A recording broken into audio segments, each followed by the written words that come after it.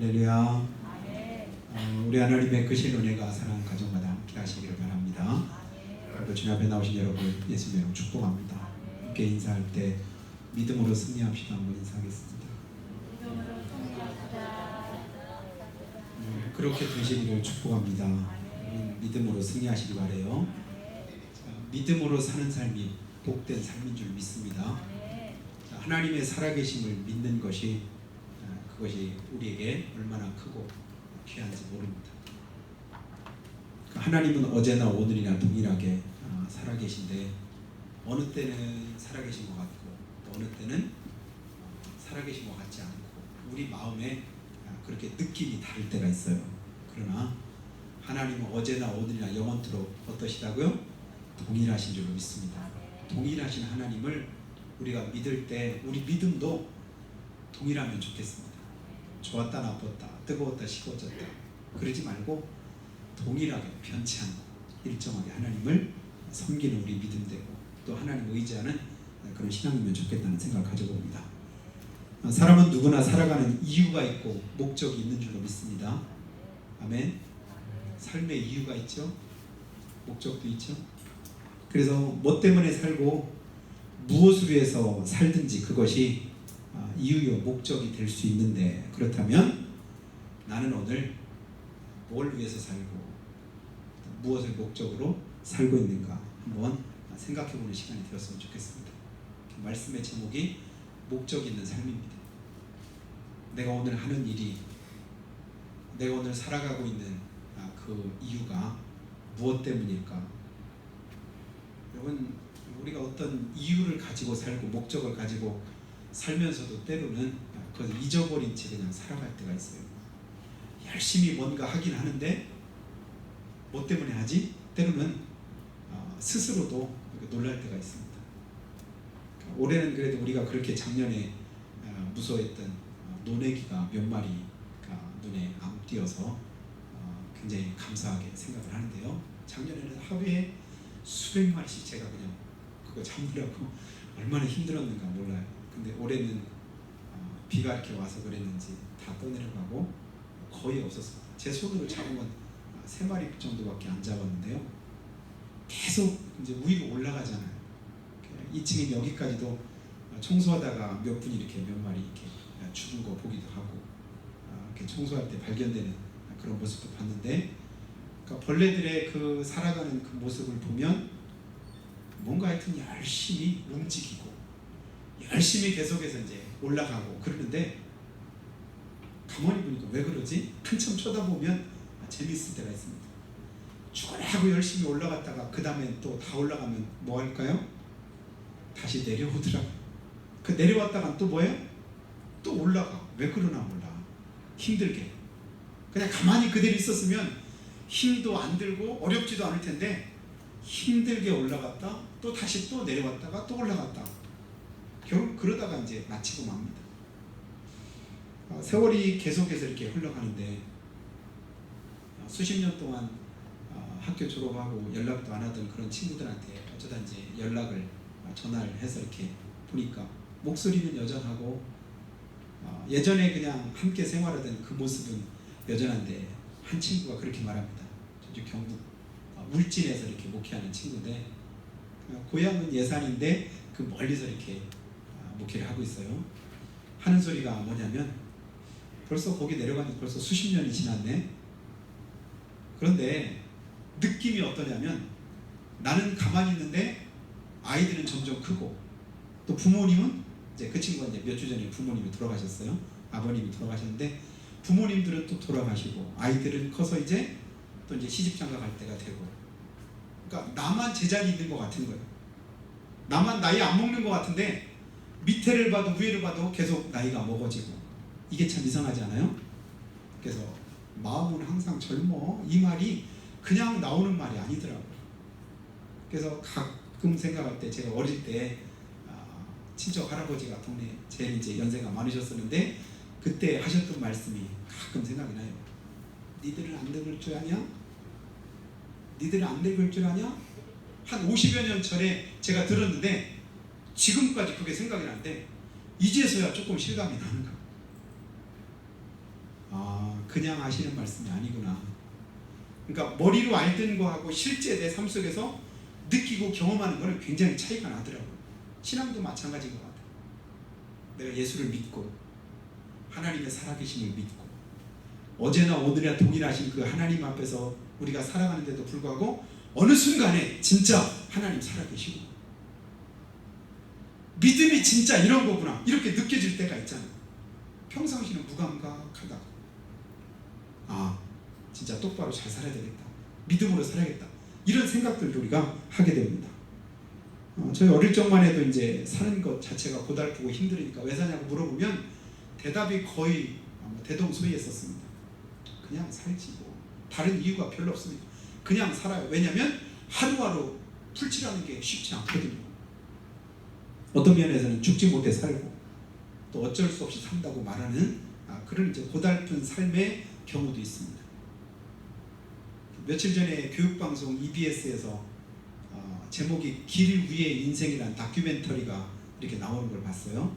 제목이 근사해서 왜 길 위의 인생일까? 제가 인터넷에 찾아봤더니 그러니까 우리랑 같은 문화권에 살고 있는 아시아에 있는 진짜 우리보다 훨씬 더 살기 어려운 그런 나라의 사람들 진짜 우리가 말할 때 길 위에서 사는 것 같은 그런 고달픈 삶의 그런 모습들을 소개하는 그런 프로더라고요. 그러니까 우리 학생들은 좀 그런 걸 봤으면 참 좋겠다는 생각이 들어요. 저희 때만 해도 어린 시절에 힘들고 어려운 그런 삶을 우리가 이제 경험을 했기 때문에 지금 오늘날에 누리는 그런 삶에 대해서도 감사가 뭔지를 알고 좋아진 게 뭔지를 아는데 우리 자녀들 때만 해도 그렇게 큰 어려움들을 겪어보지 않았기 때문에 좀 걱정스럽기도 합니다. 그러니까 풍성한 게 당연한 거고 그냥 내가 누리는 삶이 뭐 어제나 오늘이나 별반 차이가 없기 때문에 큰 감사도 없고 그냥 당연한 것으로 받으면서 그렇게 살아가지 않을까 그런 생각이 들어요. 근데 우리는 가끔 옛날에 겪었던 고난의 삶을 생각하니까 지금이 감사한 거예요. 근데 거기 보니까 진짜 힘든 삶이 있더라고요. 30대 초반인데 그러니까 그 30대 초반의 엄마가 우리 아이를 생각하니까 우리 큰애가 29살이거든요. 그러면 한 서너 살밖에 더 안 많은데 애들이 4명이에요. 큰애가 11살이에요. 근데 자기 가정을 꾸리고 하는데 자기 남편은 매일 그냥 술만 먹고 남편이 34살밖에 안 되는데 매일 널브러져가지고 그냥 낮에 그냥 잠만 자고 아무것도 안 해요. 그래서 그 아이한테 이제 물어봤습니다. 아빠 좋냐? 그랬더니 좋을 때도 있고 안 좋을 때도 있는데 어느 때 좋냐? 술 안 먹고 우리랑 같이 이렇게 놀아주고 이럴 때가 좋대요. 근데 어느 때 아니냐? 술 먹고 막 어떤 때는 너무 무섭고 엄마도 무서워하고 애들도 무서워하고 집에 와서 막 폭력을 행사하고 그 삶 자체가 그 나라 사람의 그러니까 미얀마가 하는 나라인데요. 그 나라만 아니라 우리 어릴 때도 그런 일이 다 만사였거든요. 그래서 겨울이 오는 게 저는 무서웠었어요. 왜냐면 겨울만 되면 농한기다 보니까 별 할 일이 없으니까 어른들이 뭐 하냐면 매일같이 대부분 낮에 가서 그냥 화투 치고 그 다음에 윷놀이하고 그러면서 하는 일이 술 먹고 밤에 집에 오면 그냥 폭력 행사.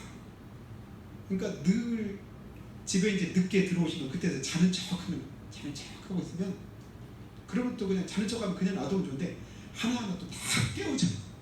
깨워가지고 이러고라 해가지고 또 한번 얘기하면 또 몇 시간씩 했던 얘기 또 하고 막 힘들게 하고 어려운 그런 삶을 살았는데 이 미얀마에 있는 그 삶이 하루 종일 힘들고 어렵게 그렇게 이제 일을 하는데 하루 일하고 나서 받는 품을 보니까요 요만한 컵에다가 요거보다도 컵이 조금 작더만요. 거기다가 쌀 한 컵, 종이컵보다는 좀 크고 이거보다는 좀 작은 그 컵에다가 쌀 한 컵을 품삯으로 받아가지고 집에 와서 그거 가지고 밥을 해가지고 한 끼 4명, 5명, 5명, 6명 그 가족들이 식사를 하는 거예요. 그리고 나머지는 먹을 게 이제 없어요. 그럼 그 다음날은 또 그 다음날은 또 그 다음날 또 그렇게 살아가는 거예요. 하루하루 그렇게 살아갈 때 보니까 야 진짜 제목 그대로 길 위의 인생이구나. 우리 어릴 때는 이걸 이제 길표 인생이라고 했어요. 길에서 났다가 길에서 죽는. 그러니까 참으로 인간적인 그런 삶의 모습이 아니라 짐승처럼 하루하루가 삶이 고단하고 힘든 거예요. 간신히 그냥 먹고 그리고 살고. 근데 지금의 우리 모습을 한번 생각해 봤습니다. 우리나라는 어때요? 여러분 쌀 떨어져서 못 드시는 분 혹시 계시나요? 하루 품팔면요 최소한도 한두 달 먹을 그런 쌀을 충분히 살 만큼 그만큼 품삯을 밟습니다. 진짜 거기에 비교하니까 우리나라는 진짜 잘 사는 나라구나, 진짜 축복받은 그런 나라구나, 그 생각을 다시 한번 해보게 됐습니다. 근데 중요한 건 뭐냐면 이렇게 풍요롭게 되고 잘 살게 된 것이 뭐 때문에 그렇게 됐을까? 내가 열심히 노력하고 열심히 일해서 그렇게 잘 살게 됐을까? 아마도 그렇게 생각하는 어리석은 사람은 없으리라고 생각이 듭니다. 여러분 그 사람들도 보니까요 열심히 삽니다. 열심히 일합니다. 하루 종일 죽어라고 일하는데 근데 얻어지는 소득이 없는 거예요. 누리는 삶이 없는 거예요. 힘들게 일해도 살 길이 막막한 거예요. 여러분 힘들게 일하면 일한 만큼의 어떤 대가가 주어지는 게 이게 축복이잖아요. 그러니까 성경에도 보니까 내 손이 수고한 대로 먹을 것이라, 이게 하나님의 축복입니다. 내 손이 수고한 대로 먹을 것이라. 그런데요 내가 기껏 수고해도 그 수고의 열매를 내가 따지 못할 때가 많습니다. 열매가 기한 전에 떨어지는 때가 있고 곡식이요 때가 안 되는데 시드는 경우도 있습니다. 어느 때 그렇습니까? 하나님이 지켜주시지 않으시고 은혜를 베풀지 않으시면 내가 아무리 힘쓰고 했어도 그게 내 것과는 상관이 없을 때가 있더라고요. 그래서 너가 일찍 일어나고 늦게 누우며 수고의 떡을 먹음이 헛되도다. 어느 때 어때요? 하나님과 상관없는 삶을 살 때 그렇습니다. 가만히 보니까 내 인생 자체도 하나님과 상관없을 때는 하루살이의 삶이구나. 하나님이 나를 지켜주시지 않으시면 아무것도 내가 보장이 있다고 말할 수 있는 것이 아무것도 없더라고요. 오늘 그래서 우리는 내 삶의 목적을 오로지 여러분 하나님께 향하시기를 주님으로 축복합니다. 하나님 보고 사시기 바랍니다. 하나님께 맡기고 사셔요. 하나님 말씀대로 오늘 굶더라도 오늘 내가 안 되더라도 내가 마음에 원하는 대로 아무것도 이루어지는 게 없다 할지라도 오로지 하나님 바라보고 하나님의 말씀대로 살고자 하면요 살 길을 열어주십니다. 하나님께서 우리의 삶을 이끌어 주십니다. 새롭게 하십니다. 내가 생각지도 않은. 그래서 하나님께서 어떻게 하셔요? 내가 수고하지 않은, 내가 짓지 않은 집에 살게 하고, 내가 심지 않은 것을 거두게 하고, 내가 노력하고 수고하지 않은데도 하나님께서 거저주시는 그런 은혜가 얼마든지 성경 안에 약속된 것을 우리가 보게 됩니다. 어느 때 그 은혜 주실까요? 하나님께 목적 두고 살면 하나님이 그 길을 열어주십니다. 지금은 고대도, 지금은 힘들어도 그 하나님 바라보고 목적을 주님께 두면 우리 삶을 하나님도 이렇게 바꾸어 가십니다. 그 은혜를 누렸으면 좋겠습니다. 내가 못 누리더라도 내 후손들에게도 하나님이 그 약속을 하신 대로 그대로 이루시잖아요. 사랑하신 여러분, 지금도 우리가 열심히 일하지 않습니까? 뭐 때문에 그렇게 힘들게 일할까요? 어떤 분이 그럽니다. 에이, 목사님도 참 먹고 살려니까 그렇죠. 제일 흔하게 우리가 하는 말이 먹고 사는 문제. 목구멍이 포도청이에요. 먹고 사는 게 그렇죠. 목구멍이 포도청이에요. 그러니까 성경에서는 목구멍이 열린 무덤이라. 근데 우리의 속담에는 목구멍이 포도청이라. 어쩔 수 없이 먹고 살려니까 그래요. 여러분 어쩔 수 없을 때라도 믿음은 포기하면 안 됩니다. 어쩔 수 없어도 내가 하나님께 둔 그 목적을 다른 데 두면 안 됩니다. 믿음으로 어쩔 수 없을 그때가 진짜 내 믿음을 하나님 앞에 드릴 때입니다. 고백할 때입니다. 어쩔 수 없어 힘들 때, 어쩔 수 없어 안 될 때, 그때가 하나님이 나와 함께 하실 때입니다. 수도권에서 목회하는 동기 목사님하고 통화를 한번 해봤습니다. 요새 코로나 때문에 어떠세요? 힘들죠? 그랬더니 하는 소리가 코로나 이렇게 되고 4단계 딱 4단계 되기 전에도 코로나 딱 되고 나니까 교인들이 절반 이상이 교회를 그냥 안 나온대. 나올 수 있는데 안 나온대. 못 나오는 게 아니라 안 나오는 거야. 안 나오는. 코로나가 겁나 버렸죠. 그렇게 그거에 이제 오랫동안 되다 보니까 나중에는 무감각해지는 거예요. 예배 시간도 무감각해지고 예배에 나와야 될 이유나 목적도 잘 분별을 못하고, 그러면서 이제 하는 말은 나도 예배 드렸어 비대면으로. 비대면이 무슨 비대면서 드리는 게 비대면인가? 여러분, 하나님은 하나님께 나오라고 말씀하셨죠. 하나님이 정하신 그곳에서, 하나님의 이름을 두신 그곳에서 예배하라고 하셨죠. 힘들어도 어려워도 내가 믿음 가지고 하나님 앞에 나올 때 하나님께서 은혜 주시고 복도 주시는 것이죠. 제가 처음 목회할 때 어떤 분이 이제 한참 신앙생활 쉬다가 그러면서 이제 저희 이제 교회로 이렇게 나오게 됐는데, 그동안 신앙생활 오래 쉬셨다면서요? 내가 이제 전에 들었거든요. 그랬더니 하는 소리가 뭐냐면 그동안 라디오 예배 드렸어요. 이러는 거예요. 라디오 예배 드렸대요. 예? 어떻게 라디오 예배를 드려요? 라디오에서 극동방송 나오잖아요. 성경방송. 그거 듣고 예배 드렸대요. 이런 미친. 내가 속으로 그렇게 생각했었거든요. 근데 지금 보니까 그게 자연스러워. 비대면으로 드렸어. 이게 뭐예요? 텔레비전 보고 드리고 핸드폰 가지고 드렸다는 얘기 아니겠어요? 비대면 가지고 드렸어요. 여러분, 비대면 뒤에다가 예배라는 말을 붙이지 마시기 바랍니다. 이건 사람이 그냥 만들어낸 얘기잖아요. 그냥 예배인 양 그렇게 예배인 것처럼 드린 것처럼 하게 만들려고 그렇게 이제 이름을 갖다 붙인 것 뿐이지 진정한 예배가 아니잖아요. 하나님은 우리가 나와서 드리는 예배조차도 뭐라고 말씀하셔요? 너희가 신령과 진정으로 예배하라고 말씀하는데, 하물며 하나님 앞에 나오지도 않고 방에 그냥 누운 채로 편한 시간에 화장실에 앉아서 텔레비전 그냥 듣기만 했다. 틀어놓고 보도 안 하고 내 할 거 다 하고 설거지하면서 청소하면서, 그러면서 내가 비대면으로 들었다고 예배 드렸네? 이렇게 말하면 안 되잖아요. 온전히 그 시간 하나님 앞에 마음을 드리고 또 중심을 드리고 하나님 앞에 물질을 드리고 그러면서 드린 예배가 진정한 예배죠. 나오고 싶어도 진짜 몸이 불편해서 나올 수 없는 상황이 돼서 못 나오는 거야. 진짜 그것은 하나님이 그 자리에 드린 예배를 받으시겠지요. 그러나 믿음과 관련해서 나올 믿음이었어도 못 나오는 그 믿음은, 그 예배는 하나님 기뻐하지 않는다고 저는 생각이 됩니다. 여러분, 그렇게 죽도록 일하지 않으면 우리가 못 먹고 살까? 아니면 굶어 죽을까? 가만히 한번 제가 생각해 봤습니다. 먹고 살려고 일하잖아요. 근데 가만히 한번 보세요. 지금 뭐 우리 자신들에게 한번 물어보세요. 그럼 내가 지금 죽도록 일 안 하면 내가 못 먹고 살까? 지금 내가 하는 일을 진짜 힘들게 이렇게 안 하면 내가 못 살까? 솔직하게 여러분 스스로에게 한번 물어보세요. 진짜 그렇습니까?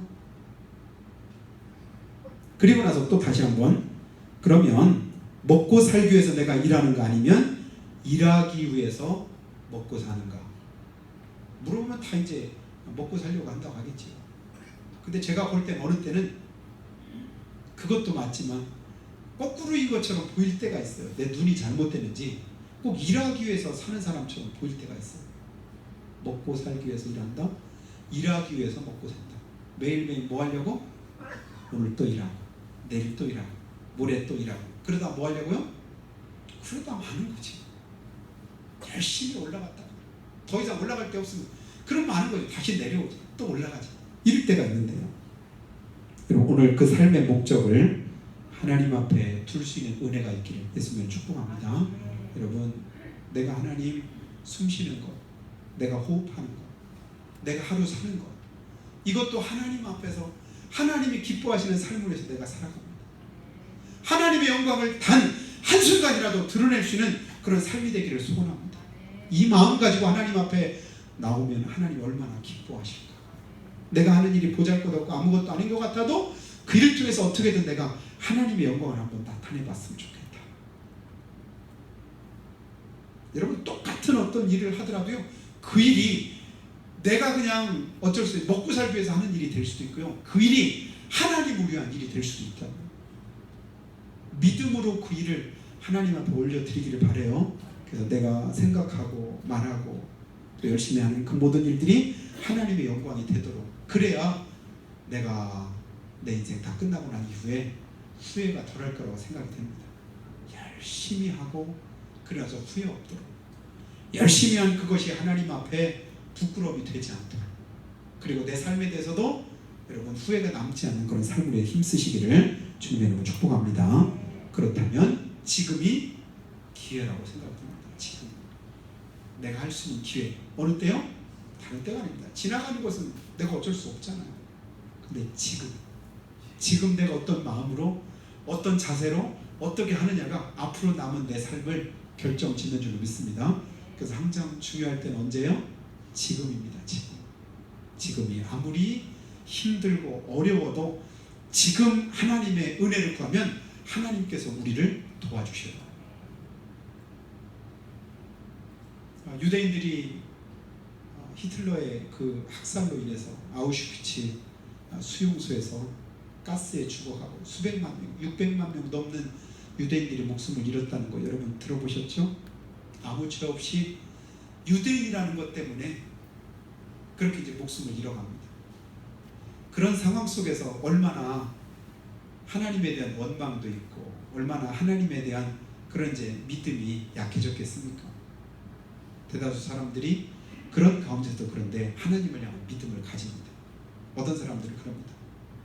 야, 이런 끔찍하고 이 참혹한 그런 상황 속에 하나님은 어디 계시나? 하나님은 어디에도 안 계시다. 어떤 사람이 그렇게 이제 글로 이제 영어로 거기다 이제 써놨답니다. God is nowhere. 하나님은 어디에도 안 계시다. 그러니까 거기다가 어떤 다른 사람이 똑같은 영어 알파벳인데요, 그것을 no하고 no라는 없다 이 얘기거든요. 그 다음에 어디에도 지금 없다, 그걸 이제 영어 알파벳을 똑같이 조합을 띄어쓰기를 좀 다르게 했습니다. God is now here. 앞으로 조금만 이렇게 알파벳 하나만 띄었던 걸 붙이니까 무슨 뜻이 되냐면 하나님은 지금 여기 계시다. here. 똑같은 영어 문장을 가지고 띄어쓰기를 어떻게 하는지 해서 의미가 전혀 다르고, 하나님은 어디도 안 계시다. 그런데 한번 그걸 붙여 다르게 생각하니까 어떻다고요? 하나님은 지금 어디 계시다? 여기 계시다. 여러분 어느 편을 선택하시겠어요? 내가 힘들고 어려울 때는 하나님이 계시다면 어떻게 이럴 수가 있을까? 여러분 출애굽기 보세요. 민수기 보세요. 그런 고백이 여러 번 나옵니다. 그런 고백 속에는 하나님의 응답도 없고요, 하나님의 역사도 없습니다. 그런 사람들은 축복도 받지 못합니다. 그런데 그런 가운데서도 하나님 여기 계시잖아, 하나님 지금도 역사하시잖아, 하나님 지금도 우리와 함께 하시잖아, 이렇게 믿음으로 행한 그 사람들을 통해서 하나님이 상황을 반전시키고 역사를 바꿔가시더라고요. 지금이 힘들다고 그것 때문에 여러분의 믿음도 약해지거나 포기하지 마시기 바랍니다. 지금 힘들어도, 지금 어려워도, 지금이 내 믿음이 필요할 때구나, 없는 믿음까지도 끌어낼 때구나, 지금 내가 하나님 더 의지해야 될 때구나, 지금 한 번 더 기도해야 되겠구나, 더 하나님 바라봐야 되겠구나, 주님을 끝까지 의지해야 되겠구나, 이런 마음 가질 때 하나님이 그 속에 역사하시죠. 그 하나님 지금도 살아계십니다. 그 하나님 지금도 우리를 사랑하십니다. 그 하나님께서 독생자 예수님을 오늘 말씀해 보니까 십자가에 못 박아 죽게 하셨답니다. 이유가 뭘까요? 우리에게 목적 있는 그런 삶을 주시려고 그렇게 하셨답니다. 오늘 본문 말씀 10절 한번 다시 한번 보시죠. 그가 죽으심은 죄에 대하여 단번에 죽으시며 그가 살아계심은 하나님께 대하여 살아계시니. 예수님께서 뭐에 대해서? 죄에 대해서 죽으셨답니다. 그게 뭐냐면 죄값인 거예요. 내 죄값 때문에 대신 그 목숨값으로 내어주신 거예요. 그리고 살아나셨는데 누구에 대해서? 하나님께 대해서는 살아나셨다. 여러분 죄에 대해서 죽게 되기를 축복합니다. 사도 바울이 말하잖아요. 내가 세상에 대해서, 죄에 대해서 죽었노라. 그러니까 세상이, 죄가 아무리 나를 미혹하고 유혹을 해도 나는 뭐 한다고요? 반응이 없는 거예요. 왜냐면 난 거기에 죽었다. 죄 짓는 나는 죽었어. 생각도 없고 누가 건드려도 화도 안 나고 더 이상 내 마음이 거기에 향하지도 않아. 왜냐면 거기에 대해서 내가 이미 죽었으니까. 그러나 뭐에 대해 살았대요? 하나님께 대해서 살았답니다. 그래서 갈라디아서 2장 20절에서 내가 그리스도와 함께 십자가에 못 박혔나니 그런즉 이제는 내가 산 것이 아니요 오직 내 안에 누가요? 그리스도께서 사신 것이라. 이제 내가 육체 가운데 사는 것은 나를 사랑하사 나를 위하여 자기 몸을 버리신 하나님의 아들을 믿는 믿음 안에서 산 것이다. 이게 진정한 믿음의 고백인 줄 믿습니다. 우리의 삶이 이제는 어디에서요? 믿음 안에서 산 것임을 고백하시기 바랍니다. 내가 주님 안에서 믿음으로만 살았습니다. 그러므로 이와 같이 11절에요. 너희도 너희 자신을 죄에 대해서는 죽은 자요 그리스도 예수 안에서 하나님께 대해서는 살아있는 자로 여길지어다. 뭐하래요? 죄에 대해서는 죽은 자고 하나님께 대해서 산 자로 여길지어다. 여러분, 죄의 배후는 누굴까요? 원수마귀입니다. 원수마귀는 우리를 뭐하게 해요? 죄짓게 만듭니다. 하나님 우리를 뭐하시죠? 그 죄에서 떠나게 하십니다. 죄를 끊어버리게 하시죠. 마귀가 여러분의 마음에 녹화할 때, 여러분의 마음을 두드릴 때 거기에 반응하지 마시길 바랍니다. 그럼 원수마귀는 더 이상 역사 안 합니다. 근데 자꾸 내가 반응을 하니까, 그러니까 자꾸 미끼를 던지는 거예요. 여러분, 낚시를 하다가도 계속 했는데 몇 시간 동안 계속 이렇게 낚싯대를 들이고 있는데 아무런 그냥 반응이 없으면 거기서 계속 낚시하겠어요? 다른 자리로 옮기잖아요. 근데 계속해서 이제 물고기가 밑에서 미끼를 자꾸 건드리면 어떻게 해요? 밑밥 새로 바꿔서라도 계속 그 자리에 던질 거 아니에요. 그거 잡으려고. 원수마귀도 동일합니다. 더 이상 어떤 부분에 대해 내가 반응하지 않으면요, 그 부분에 대해서는 마귀가 역사를 안 해요. 근데 우리는 자꾸만 영적으로 넘어진 데서 또 넘어지고, 시험 든 데서 또 시험 들고, 그리고 우리가 실패하는 거에서 또 실패할 때가 많습니다. 왜 그래요? 그 문제 해결 안 해서 그래요. 그 부분을 해결해야 더 이상의 시험이, 더 이상의 유혹이나 미혹이 자리하지 못합니다. 믿음으로 이기시기를 축복합니다. 주님께서는 이와 같이 우리에게 너희 자신도 그와 같이 행하라고 말씀하고요. 그리고 12절도 보면 그러므로 너희는 죄가 너희 죽을 몸을 지배하지 못하게 하여 몸의 사욕에 순종하지 말아라. 죄가 너희 죽을 몸을 지배하지 못하게 해서 몸의 사욕을 순종하지 못하게 해라. 여러분, 영적으로 우리가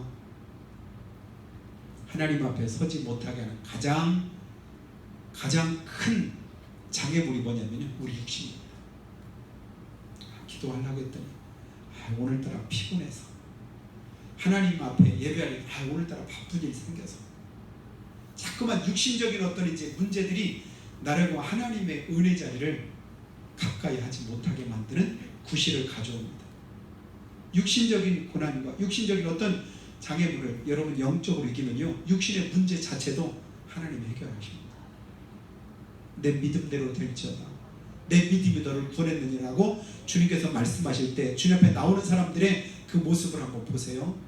12년 동안 혈루증을 앓았음에도 불구하고, 앞이 보이지 않는 날 때부터 소경된 자임에도 불구하고 다른 사람들이 말리고 뭐라고 하고 손가락질하고, 그리고 나서 잔소리 하는데도 불구하고 거기다 개의치 않고 다윗의 자손 예수여 나를 불쌍히 여기소서 큰 소리로 외치고 주님 앞에 나올 때 예수님께서 그를 불쌍히 구원해 주신 것을 보게 됩니다.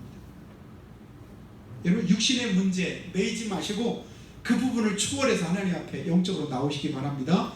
그러면 하나님께서 영적인 은혜를 우리에게 베푸시되 내 영혼이 잘되기까지 내가 범사에 잘되고 강건하길 내가 간구합니다. 하나님의 소원이, 하나님의 간구가 그대로 우리 안에 이루어집니다. 그래서 영혼이 잘되는 게 힘쓰면요, 육신적인 여러 가지 만일들은 주님께서 해결해 주시지요. 우리로 하여금 육신에 속한 자, 죄에 속한 자가 아니라 새 생명 얻은 하나님의 자녀로 살게 하시려고 주님께서 십자가에서 죽으셨다. 그럼 우리 삶의 목적은 어디 있어요? 더 이상 육신에 있으면 안 됩니다. 새 생명 얻은 믿음 안에 있어야 되는 것이 우리 삶의 목적입니다. 그 두 번째는 또 뭘까요? 다시는 우리가 죄에게 종노릇 하지 않도록, 죄에게 다시는 종노릇 하지 않도록.